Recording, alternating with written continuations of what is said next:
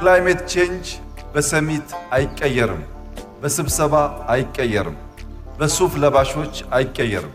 ክላይሜት ቼንጅ እጃቸውን ጠቅልለው በሚተክሉ ጀግኖች ብቻ ነው የሚቀየረው። መትከል ምግብም ነው ውበትም ነው።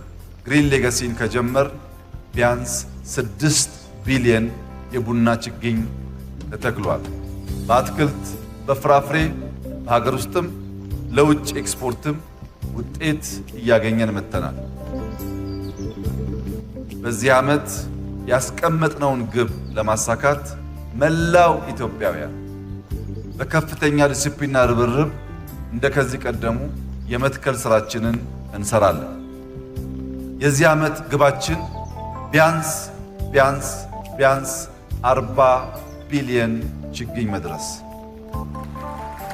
ይህንን ተግባር በመፈጸም ለዓለም ማስተማር ከኛ ይጠበቃል።